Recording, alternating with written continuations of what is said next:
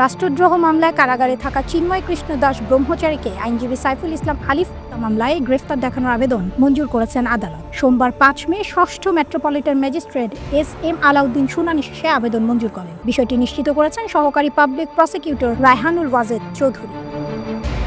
তিনি বলেন, আইনজীবী আলিফ হত্যা মামলায় চিন্ময়কে গ্রেফতার দেখানোর জন্য আবেদন করে পুলিশ। আদালত আবেদন মঞ্জুর করেছেন। চিন্ময় কৃষ্ণ দাসের নিরাপত্তা ও সার্বিক পরিস্থিতি বিবেচনায় আদালতে হাজির করা হয়নি, কিন্তু ভার্চুয়াল শুনানিতে জেলখানা থেকে সংযুক্ত করা হয়। জানা গেছে, চিন্ময় কাণ্ডে কোতোয়ালি থানায় দায়ের হওয়া ৪টি মামলার মধ্যে আইনজীবী সাইফুল ইসলাম আলিফকে ও পিটিএ একটি এবং পুলিশের কাজে বাধা দান, আইনজীবী এবং বিচার প্রার্থীদের ওপর হামলার অভিযোগে আরও 3টি মামলা রয়েছে।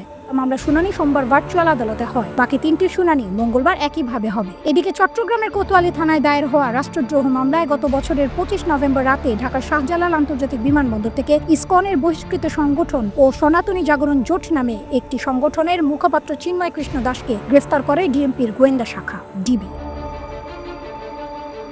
পরদিন 26 নভেম্বর তাকে চট্টগ্রাম আদালতে হাজির করা হলে বিচারক কারাগারে পাঠানোর নির্দেশ দেন। কারাগারে পাঠানোর নির্দেশকে কেন্দ্র করে চট্টগ্রাম আদালত প্রাঙ্গণে ত্রাস সৃষ্টি করে চিন্ময়ের অনুসারীরা। প্রায় 3 ঘন্টা তাকে বহনকারী প্রিজন ভ্যান আদালত এলাকায় আটকে রাখে তারা। এক পর্যায়ে পুলিশ, বিজেপি লাঠিপেটা ও সাউন্ড গ্রেনেড নিক্ষেপ করে বিক্ষোভকারীদের ছত্রভঙ্গ করে দেয়। তখনই সংঘর্ষের সূত্রপাত হয়। পরবর্তী সময় নগরীর লালদিঘির পাড় থেকে কোতোয়ালি এলাকায় সংঘর্ষ ছড়িয়ে পড়ে। সংঘর্ষের সময় আইনজীবী সাইফুল ইসলাম আলিফকে নৃশংসভাবে খুন করা হয়। এই ঘটনায় তার বাবা জামাল উদ্দিন বাদী হয়ে 31 জনের নাম উল্লেখ করে হত্যা মামলা করেন।